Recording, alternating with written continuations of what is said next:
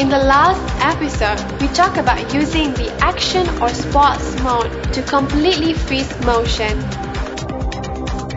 Although this works great, there are times we may want blurring in the photo.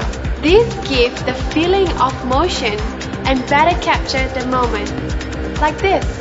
Notice how the streaks in the blurred background convey the feeling of motion?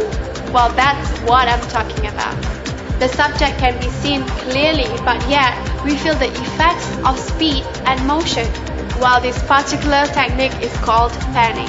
Although panning is easier with a DSLR camera, it is also not impossible to use a regular digital camera.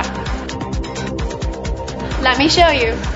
Now, the trick is to first slow down the camera's shutter speed slightly. You can do this in a combination of ways.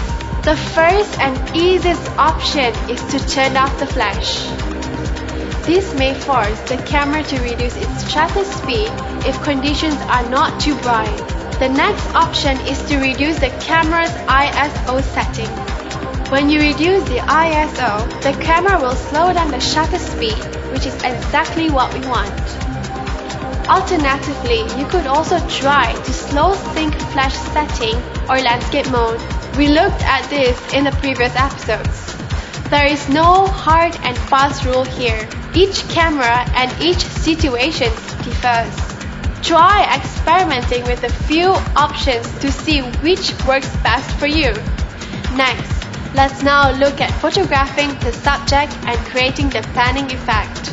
Instead of holding the camera like we normally do, the trick is to swing the camera and follow the subject. Point your camera at the subject and make sure the subject is in the center of your viewfinder. Then, as smoothly as possible, swing your camera to follow the subject while keeping it centered. And when you're doing this, gently press the shutter button. Remember, don't stop swinging your camera while you press the shutter button. Keep following the subject until the shutter is fully released. This is definitely not an easy technique, and it may take you quite a few tries before getting a good photo. But keep trying and don't give up. Remember, practice makes perfect.